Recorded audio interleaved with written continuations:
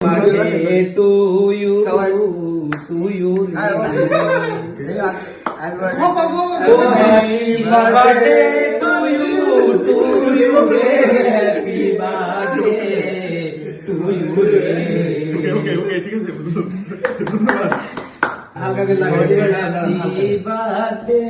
সবাইকে একটু করে এখানে অনেকজন আছে। হ্যাঁ। আন্টির পক্ষ থেকে মানে আপনার মার পক্ষ থেকে এটা মার গিফট। পক্ষ থেকে এটা আপনার জন্য। gift। ওকে, তো তুই এটা এখন সবার সামনে পড়বি না পরে আসবি, আগে মুখ চোখ ধুয়ে আয়। ঠিক আছে, এটা আপনার আম্মুর পক্ষ থেকে। হ্যাঁ, ওকে।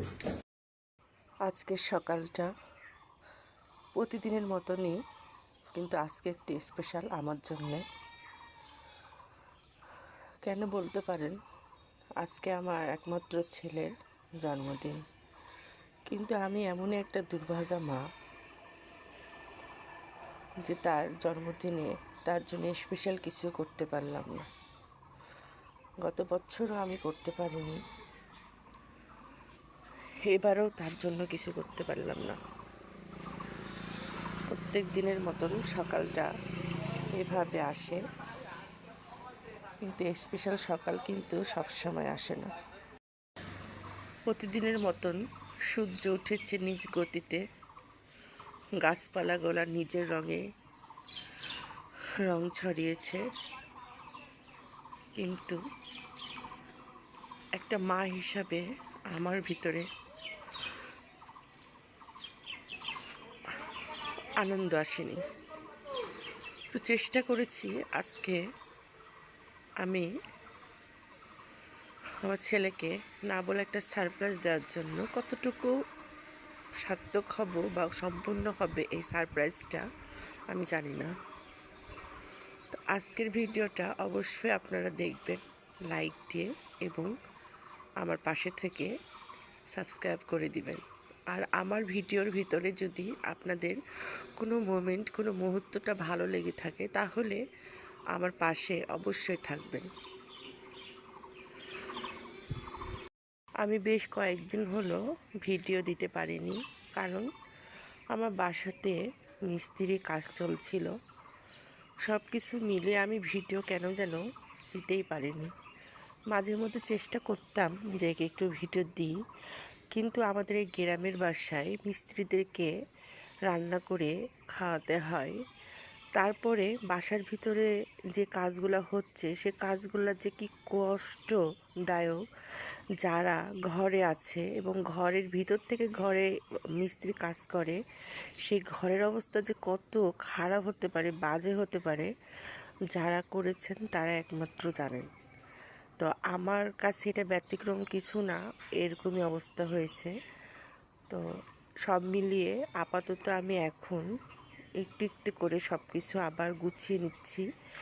তো ইনশাল্লাহ আমি আজকের পর থেকে আবার ভিডিও দেওয়া শুরু করে দেব। আর এই তো দেখেন, এখনও আমার ছাদের অবস্থা খুব কঠিন হয়ে আছে। আমি এখনও এগুলো ভালো করে পরিষ্কার করতে পারিনি। তো দেখেন, আমি এখনও একটু একটু করে রান্নাঘর গুছাচ্ছি, কিন্তু রান্নাঘর এখনও পুরোপুরিভাবে আমার গুছানো শেষ হয়নি, কাজ শেষ করতে পারিনি এখন পর্যন্ত। একটু একটু করে করছি, সুন্দর করে গুছানোর চেষ্টা করছি, এখনও পুরোপুরিভাবে হয়নি কমপ্লিট।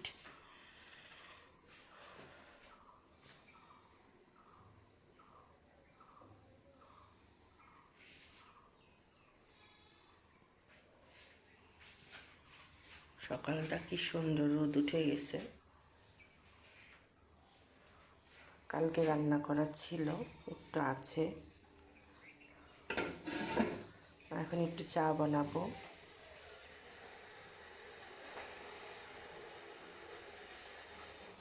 আর এগুলা পরিষ্কার করে রেখেছি, একটু গুছানো এখন হয়নি।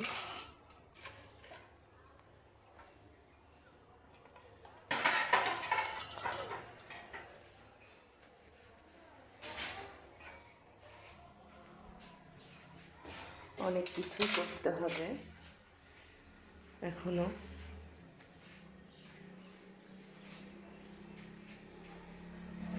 মানে রং করছে।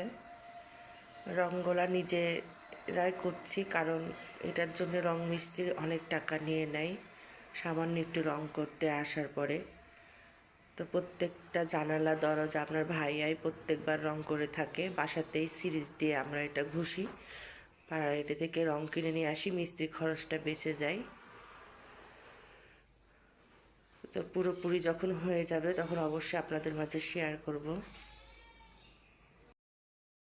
এটা বলছিলাম, আজকে আমার ছেলের জন্মদিন, কিন্তু কিছু করতে পারিনি।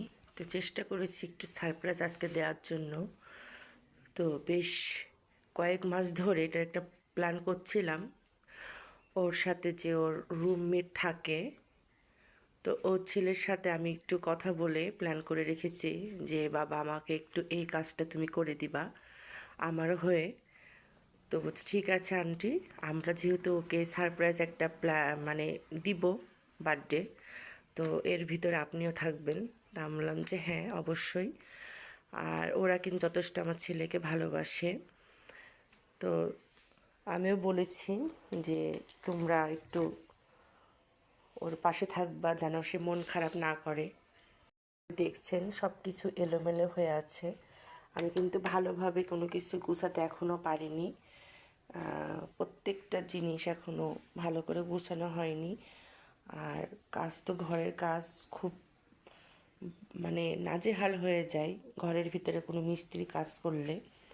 তো কোনো মতে মোটামুটি আমি একটু একটু করে গুছাই নিচ্ছি। আর পুরোপুরি জানি এখনও হবে না, আমার সামর্থ্যর মধ্যে আমরা মধ্যবিত্ত যেটুকু আছে আমি সেটুকুর ভিতরে আমি চেষ্টা করেছি যে সব কিছু গুছিয়ে নেওয়ার।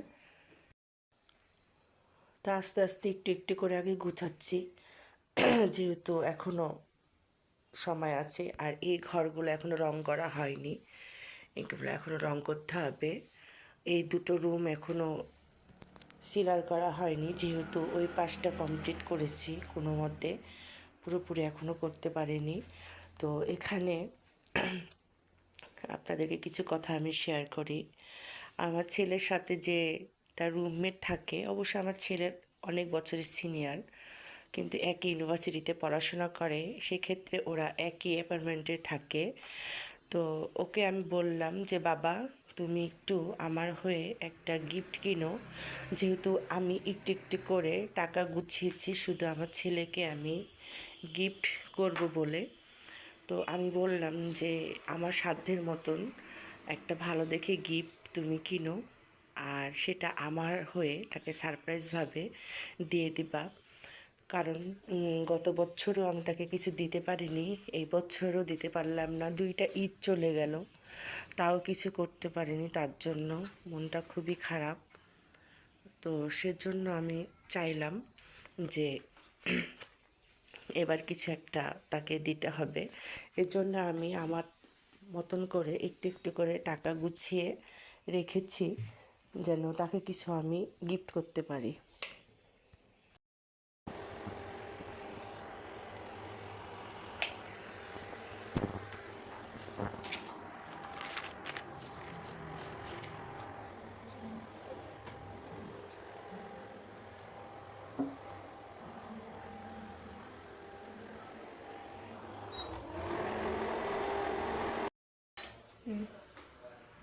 ছেলে কল দিয়েছিল, তা আমি ফিরিতে কথা বলেছি, বলছি যে আমি একটু ব্যস্ত আছি, তোমাকে একটু পরে কল দিচ্ছি।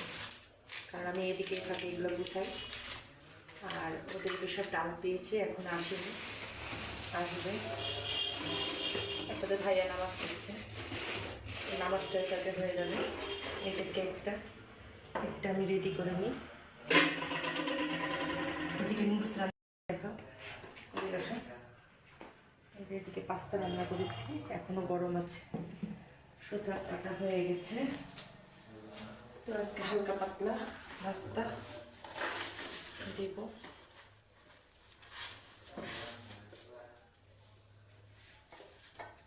ননদ ছেলেকে বলেছে একটা নিয়ে আসতে ঝাড়ু, তো ঠিক আছে আনো, সঙ্গে থাকুন। সারপ্রাইজটা দিব ছেলেকে। এ দেখো তোমার মামা রং করেছে দরজা, গ্রিল করা হয়েছে, খালি ইয়া মুনমুনের কাছে একটু কল লাগাতো, কল লাগাচ্ছে আমি নাম্বার নাই, আমি কল লাগাচ্ছি ওরকে। বললো যে হচ্ছে কাকে আমি আসছি বিকালবেলার দিকে, তাই বলি চলে এসছে সবাই, ওরা এসছে রাস্তাতে, মোহন আছে, লিখন। এটা এখন আরও সাজাতে জিনিসপাতি লাগে না, অনেক কিছু লাগে ডেকোরেশন করতে। পর্দা দিতে গেছিলাম সেদিন। মানে আচ্ছা ইসু কল দিয়েছে আমাকে 2 বার, আমি কল কাটিয়ে দিয়ে বলছি যে বাবা আমি একটু ব্যস্ত আছে, পরে কল দিচ্ছি। মোহন ময়না পার্সেল আসো। হাই রে বন্ধুর যে বন্ধুকে এবারে খেয়াল থাকে না।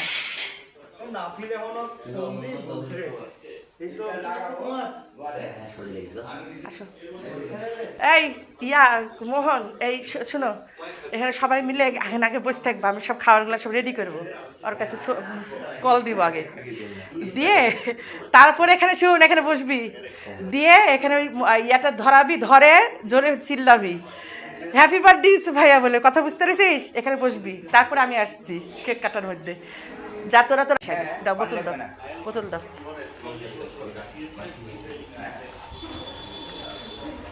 আসো মৌসুমি, এখানে একটু আসো, আমাকে হেল্প করো, ওটা ওখানে করতে হবে না, আর আমাকে একটু করে দাও, এটা একটু গরম করে লাগে আর একটু। কি রে আসো, ধরো। সারামনে এবার সোজা হয়েছে, পড়াশোনা খুব চাপ। ভিডিও আছে। আচ্ছা ধরো, আমার ভাগ্নি তো ক্যামেরার ওভাবে ধরতে পারছে না, তো ঠিক আছে সবাই চলে এসছে, আমি অল্প কিছু মানুষ করেছি। আচ্ছা সারামনে আসো, তুমি একটু ক্যামেরাটা ধরো। তো আমি এই যে নুডলস রান্না করেছি, একটু গরম করে নিই, তো আমাকে আমার ভাগ্নি একটু সহযোগিতা করবে নুডলস করাতে। তুমি একটু দিবা মৌসুমি, আমি সব খুলে দিব, আর টমেটো আর ইয়াটা দিবা। এরপরে ওখানে তাহলে কয়জন আমরা, ওখানে তোমার মামাটা খাই ফেলবো, আর 4জন নাকি মৌসুমি?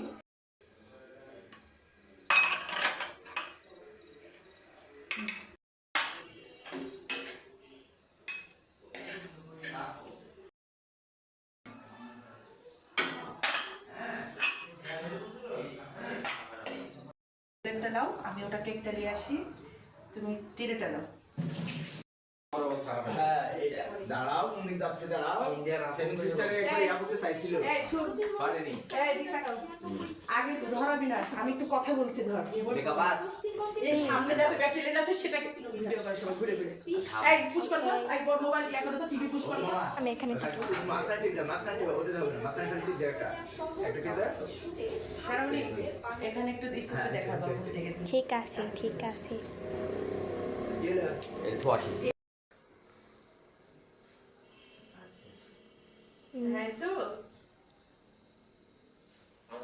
ক্যামেরা বন্ধ করে রেখেছো? আচ্ছা ক্যামেরা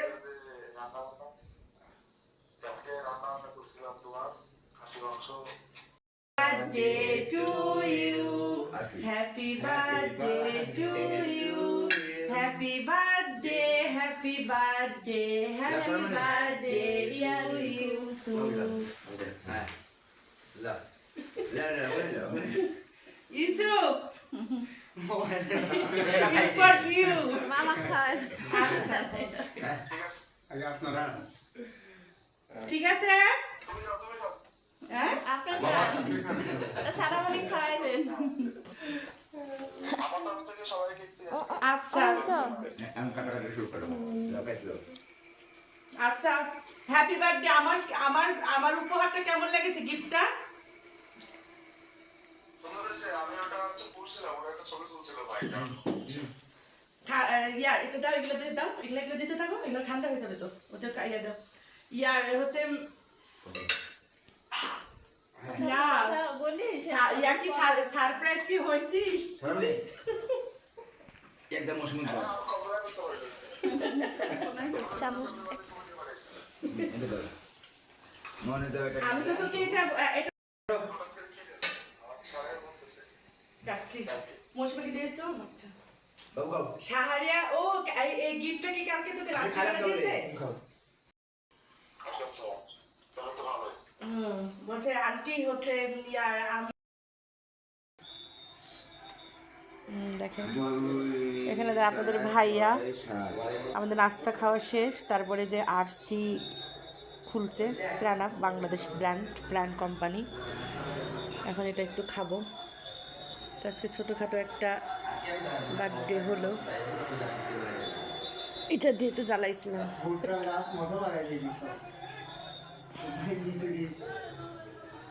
ঠিকই আছে দিন রাতে বুড়ি ছিল না ওই মৌসুমিটা এলে বলে মোহন আসো। আমরা বাড়ির নিচে একবার নদীর ধারে এই পাশে এসে গুলি কেটে গেছে হ্যাঁ তুমি খাবে না? তুমি খাও।